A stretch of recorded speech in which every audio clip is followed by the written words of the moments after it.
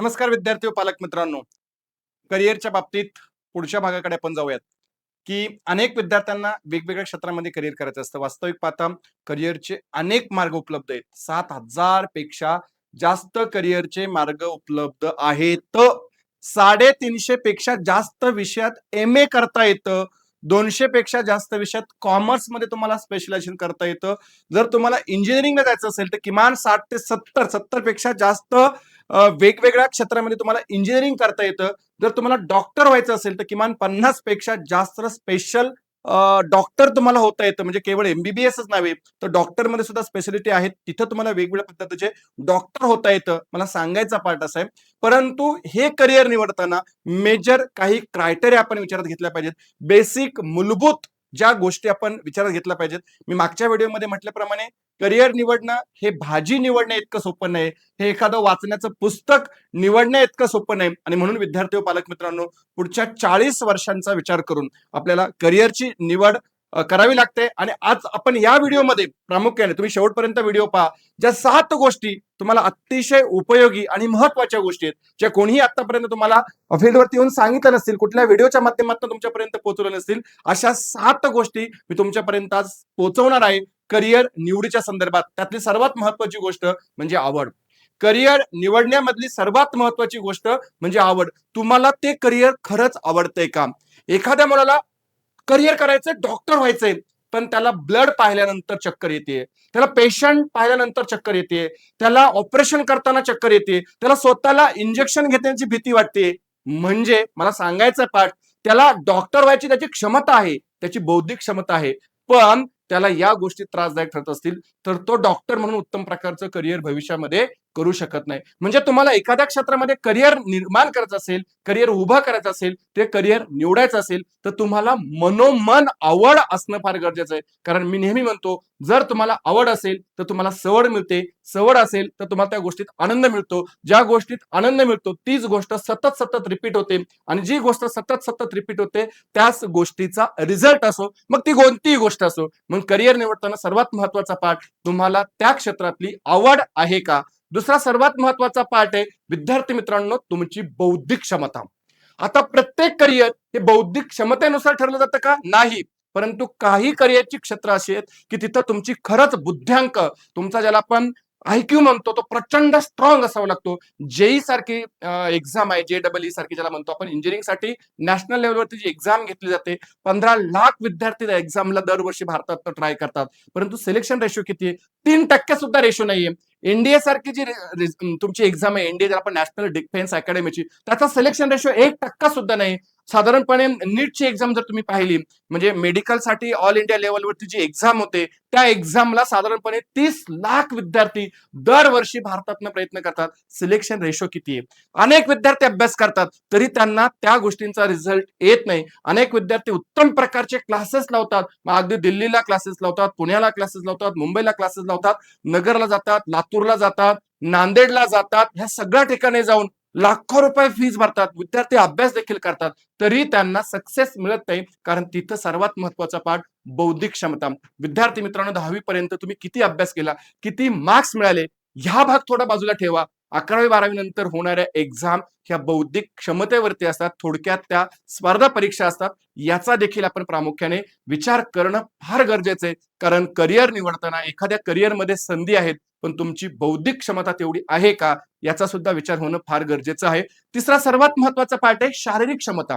तुमची physical ability फार महत्वाची असते. एखादा मुलगा म्हणतोय, मला ना नॅशनल डिफेन्स अकॅडमीमध्ये यायचंय, मला सैनिक व्हायचंय किंवा मला अधिकारी व्हायचंय. अरे पण तुझी बौद्धिक क्षमता आहे, तुझ्याकडे आवड पण आहे, पण तुझी शारीरिक क्षमता नाहीये. तू सतत आजारी पडतोय, तुला काहीतरी त्रास होतोय, तुला दम्याचा त्रास आहे, तुला डोळ्यांचा त्रास आहे, तुला विकनेस आहे, तिथं तू चालणार नाही. किंवा एखादा मुलगा म्हणतोय मला डॉक्टर व्हायचं आणि स्वतः 10 वेळा महिन्यातनं किंवा वर्षातनं आजारी पडतोय. खरंच तुझी शारीरिक क्षमता, तेवढं स्ट्रगल करण्याची क्षमता आहे का? कधी कधी तुम्हाला घरापासून लांब राहावं लागतं, 24-23 तास तुम्हाला काम करावं लागतं, 18-18 तास तुम्हाला ऑन फील्ड राहावं लागतं. काही करिअर अशी आहेत. आणि म्हणून विद्यार्थी मित्रांनो, तुमच्या बौद्धिक क्षमतेबरोबर तुमची फिजिकल ॲबिलिटी ज्याला आपण म्हणतो, तुमची शारीरिक क्षमता देखील तेवढी स्ट्रॉंग असणं गरजेचं आहे. चौथा सर्वात महत्वाचा पाठ विद्यार्थी मित्रांनो आणि पालक मित्रांनो, आजच्या स्पर्धेच्या युगामध्ये खऱ्या अर्थाने जर आपण पाहिलं तर शिक्षणाचं बाजारीकरण झालंय का? तर होय, मी नक्की म्हणेल शिक्षणाचं बाजारीकरण झालंय.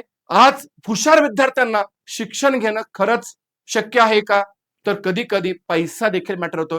तुमच्या पालकांची आर्थिक क्षमता, आपण नेहमी म्हणतो सगळ्या गोष्टींचं सोंग आणता येतं, सगळ्या गोष्टींचं सोंग घेता येतं, पण पैशाचं सोंग घेता येत नाही. समजा तुम्हाला 10वी नंतर 11वी-12वी सायन्स मध्ये करिअर करायचंय आणि सायन्स मध्ये तुम्हाला JEE किंवा तुम्हाला नीटचे क्लासेस लावायचे, 3.5-4 लाख रुपये आज मार्केटमध्ये फीज आकारतात. आणि एवढं सगळं करून तुम्ही मेरिट मध्ये आला नाही, तुम्ही गुणवत्ता यादीत आला नाही, तुम्हाला 2, 4, 5 पर्सेंटेज मार्क्स कमी पडले आणि तुम्हाला प्रायव्हेट कॉलेजमधनं MBBS करायचे, तर खरंच तुम्ही तिथं काही लाखो रुपये, 50 लाख ते 60 लाख, 70 लाख, कोटी रुपयापर्यंत तुम्ही डोनेशन देऊ शकता का? इंजिनिअरिंगला तुमचं गव्हर्नमेंट कोट्यातनं किंवा कॅप राऊंड म्हणून तुमचं सिलेक्शन झालं नाही आणि मग मॅनेजमेंट कोठ्यात तुम्हाला ऍडमिशन घ्यायचे. विद्यार्थी मित्रांनो, पालक मित्रांनो, 20-20, 30-30 लाख रुपये इंजिनिअरिंग कॉलेजला डोनेशन घेतलं जातं. हे खरंच आपण देऊ शकतो का? आणि म्हणून करिअर करताना त्या करिअरमध्ये किती पैसा लागणार आहे याचा देखील विद्यार्थी मित्रांनो आणि पालक मित्रांनो आपण प्रामुख्याने विचार केलाच पाहिजे. विद्यार्थी हुशार आहे नक्कीच, त्याला आवडतंय नक्कीच, पण जर तुम्हाला पैसे खर्च करण्याची वेळ आली तर तो खर्च करण्याची आपली क्षमता आहे का? म्हणजेच आपण आपल्या खिशाचा सल्ला देखील घेतला पाहिजे.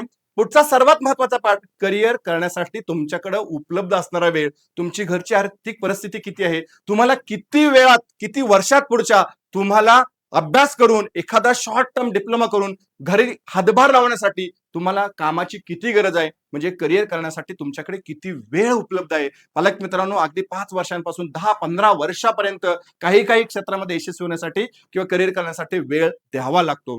मग साधारणपणे ग्रामीण भागातल्या विद्यार्थ्यांसाठी जर आपण विचार केला तर पालक मित्रांनो, आपण साधारणपणे 10वी नंतर एक 5-7 वर्षात मुलींचं लग्न लावून देतो किंवा मुलींना लग्नासाठी आपण ते तयार करतो. पण जर मुलीचं शिक्षण अर्धवट झालं, तिला सक्सेस मिळालं नाही, तर आपण ती मुलगी हुशार असून देखील, तिची आवड असून देखील वेळेअभावी तिला त्या करिअर मधनं एक्झिट घ्यावी लागते. पालक मित्रांनो, त्या विद्यार्थ्याला तुम्ही किती वेळ देणार, त्या करिअरमध्ये उपलब्ध वेळ, करिअर करण्यासाठी त्याच्याकडे उपलब्ध वेळ किती आहे याचा देखील प्रामुख्याने विचार होणं अत्यंत गरजेचं आहे. ह्या गोष्टी ऐकायला जरी अवघड वाटत असतील तरी ह्या सत्य आहेत. सत्य कधीही आपल्याला नाकारून चालत नाही. आणि म्हणून 5 वर्षांपासून 10 वर्षांपर्यंत, 10 अगदी 12 वर्षांपर्यंत विद्यार्थ्यांना करिअरसाठी वेळ द्यावा लागतो, याचाच देखील आपण विचार करायला पाहिजे. आणि सर्वात महत्वाचा पार्ट येतो, 6वी गोष्ट येते, ते म्हणजे त्या करिअरमध्ये भविष्यातील संधी किती आहेत. कारण आज एआयचा जमाना आहे, डिजिटल जमाना आहे, 2-2 वर्षाने करिअरचा मूड आणि करिअरचा कल चेंज होत असतो, काहीतरी सतत बदल होत असतात. कारण आज तुम्ही ते करिअर खूप छान पद्धतीने तुमच्या मित्राने केले, त्याला चांगलं पेमेंट मिळते, त्याला संधी उपलब्ध झाली, ही संधी अजून 5 ते 10 वर्षाने मार्केटमध्ये खऱ्या अर्थाने उपलब्ध असणार आहे का, याचा देखील विचार होणं अतिशय गरजेचं आहे. कारण भविष्याचा विचार न करता आज जर तुम्ही वर्तमान काळात करिअर निवडलं तर तुमचं भविष्य हे अंधकारमय असू शकतं. म्हणून भविष्याचा देखील विचार करा. आज ह्या एआयच्या जमान्यामध्ये अनेक करिअरवरती गदा निर्माण झालेल्या आहेत. अनेक करिअर हे कालांतराने अजून पुढच्या 10 वर्षाने थांबणार आहेत. त्याचा देखील आपण विचार केला पाहिजे. कारण माझं करिअर आज असलं पाहिजे, उद्या असलं पाहिजे आणि भविष्यात सुद्धा ते कणखर असलं पाहिजे. असं स्किलफुल करिअर आपलं असावं, असं माझं स्पष्ट म्हणणं आहे. आणि 7वा आणि सर्वात महत्वाचा पार्ट करिअर मधली, तुमची कौटुंबिक आणि सामाजिक परिस्थिती कशी आहे. कधी कधी आपल्या करिअरच्या आड आपली कौटुंबिक किंवा आपली सामाजिक परिस्थिती सुद्धा येत असते, याचा सुद्धा विचार करणं फार गरजेचं आहे. एखादी मुलगी म्हणतीये, समजा ती मुलगी अशा समाजातील आहे किंवा अशा कुटुंबातील आहे की ज्या कुटुंबामध्ये नॉनव्हेज खाल्लं जात नाही, ज्या कुटुंबामध्ये अगदी कांदा लसूण सुद्धा खाल्लं जात नाही, आणि ती मुलगी किंवा तो मुलगा म्हणतोय मला हॉटेल मॅनेजमेंट मध्ये करिअर करायचंय, मला हॉटेल लाईन मध्ये करिअर करायचंय. मला सांगा पालक मित्रांनो, मला सांगा विद्यार्थी मित्रांनो, हॉटेलमध्ये जर तुम्हाला करिअर, हॉटेलिंग मध्ये जर तुम्हाला करिअर करायचं असेल तर तुम्हाला किचन सांभाळावा लागतो, किचनचा सेन्स असावा लागतो, किचन मधले पदार्थ तुम्हाला टेस्ट करावे लागतात. मग ते व्हेज किचन असेल किंवा नॉनव्हेज किचन असेल, आणि जर तुमच्या घरामध्ये नॉनव्हेज खाल्लं जात नसेल, अगदी कांदा लसूण खाल्ला जात नसेल, आणि तुमच्या जर किचन मध्ये जाण्याची जर तुम्हाला तिथं संधी असेल किंवा किचन मध्ये तुम्हाला जर जावं लागत असेल, तर तुम्ही खरंच ते करिअर करू शकता का? किंवा आपल्या कुटुंबामध्ये, आपल्या महाराष्ट्रीय किंवा भारतीय संस्कृतीमध्ये मुली 7च्या आत घरात किंवा मुलींनी घरात असलं पाहिजे, मुलींनी घर सांभाळलं पाहिजे, अशा पद्धतीचं अजूनही पाहिलं जातं.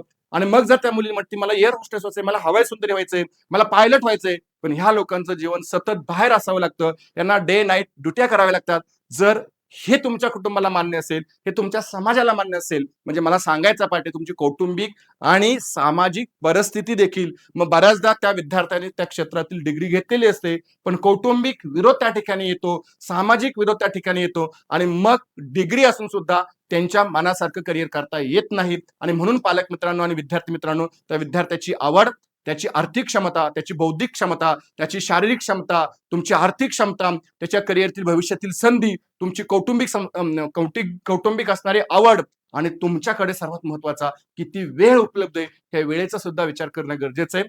बाकी बऱ्याच गोष्टी करिअर निवडीसाठी महत्वाच्या असतात, परंतु मला वाटतं ह्या 7 गोष्टी अतिशय महत्वाच्या आहेत. या 7 गोष्टींचा साकल्य म्हणजे बसून तुम्ही जर विचार केला, सखोल विचार केला, तर तुम्ही नक्की एक उत्तम यशस्वी करिअर निवडू शकता. आणि ते यशस्वी करिअर निवडण्यासाठी तुम्हाला मनपूर्वक हार्दिक शुभेच्छा. पुढच्या पार्टमध्ये आपण स्पेसिफिक विज्ञान शाखेतील करिअरच्या संधी काय आहेत त्याची आपण माहिती घेणार आहोत, त्यावरती चर्चा करणार आहोत.